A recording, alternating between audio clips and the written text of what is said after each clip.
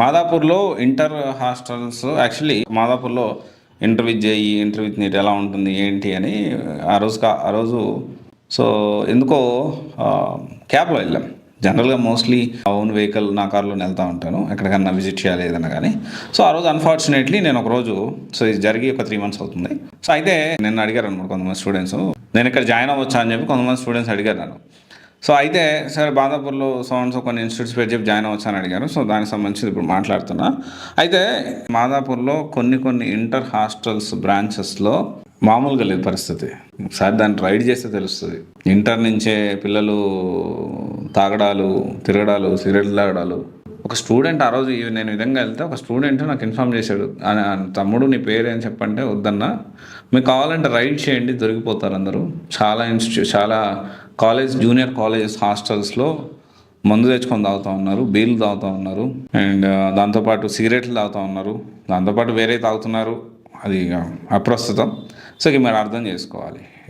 జనరల్గా as per government అయినా కానీ 21 సంవత్సరం కంటే చిన్నపిల్లలకి మద్యం అమ్మకూడదు. కానీ ఇక్కడ ఈరోజు రేపు జస్ట్ అటు బయట నుంచి అంటే కొన్ని ప్లేసెస్లో 7th class 8th class 9th class పిల్లలు కూడా సిగరెట్లు తాగుతున్నారు, మందు తాగుతున్నారు.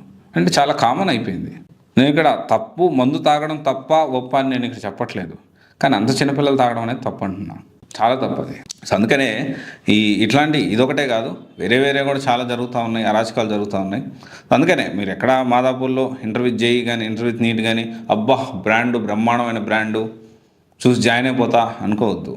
ఆఫ్లైన్లో వెళ్ళండి, సిచ్యువేషన్ కనుక్కోండి, 2-3 రోజులు ఉండండి, 4 రోజులు ఉండండి, హాస్టల్లో ఉండండి. ఒకవేళ మీకు పేరెంట్స్ ఏమైనా హాస్టల్స్ ఎక్కడ ఇబ్బంది అయితే చెప్పండి, నేను చెప్తాను అక్కడ హాస్టల్స్ బాగుంటాయి, తక్కువలో. హోటల్స్ కూడా అవసరం లేదు, మంచి హాస్టల్స్ ఉన్నాయి, తక్కువ ఖర్చుతో అయిపోతుంది. ఒక 3-4 రోజులు ఉండి అక్కడ విషయాలు తెలుసుకోండి. పిల్లల్ని తీసుకెళ్ళి బ్లైండ్గా నా దగ్గర ఎట్లా ఇప్పుడు చాలామంది పేరెంట్స్ ఎలా ఆలోచిస్తున్నారంటే నేను కష్టపడతా డబ్బులు పెట్టడం ఒకటే కాదు, సరైన మార్గంలో పెట్టాలి, ఎక్కడ వదిలిపెడుతున్నాము, ఏం చేస్తున్నాం అనేది కూడా ఇంపార్టెంట్. తల్లిదండ్రులారా ఆలోచించండి. పేరెంట్స్ వదిలిపెట్టద్దు పిల్లల్ని.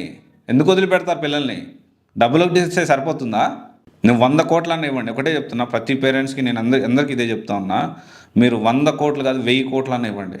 అతని కాళ్ళ మీద అతను నిలబడలేకపోతే ఎంత ఆస్తి అయినా కరిగిపోతుంది. తర్వాత మీరు ఎల్లకాలం మీరు తోడుండరు, ఇబ్బంది పడతారు పిల్లలు. వదిలిపెట్టద్దు పిల్లల్ని. సో మా ఫాదర్ కూడా నేను ఎన్ని తప్పులు చేసినా ఎన్ని ఒప్పులు చేసినా వదిలిపెట్టలేదు కాబట్టి, వదలకుండా మా నాన్న నన్ను లాక్కొచ్చాడు కాబట్టి ఈరోజు మా నాన్న నాకు భయంకరంగా అందరిలాగా 100 కోట్ల ఆస్తి ఇవ్వకపోయినా కానీ ఈరోజు నా కాళ్ళ మీద నేను నిలబడి నలుగురికి నేను ఉపాధిని ఇస్తున్నా.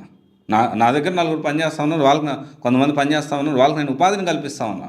నేను బతకడమే కాక కొంతమంది బతికిస్తున్నా. నేను ఆలోచన చేయండి. ఆలోచన చేసి ఎస్పెషల్లీ మాదాపూర్లో ఇంటర్ విత్ జేఈ నీట్ అన్నీ ఉంటాయి, కొన్ని అలాగ ఉన్నాయి. సో దాన్ని చూసి జాగ్రత్తగా ఏది బాగుంది ఏది బాగలేదు జాగ్రత్తలు తీసుకొని డెసిషన్ తీసుకోండి. Thank you.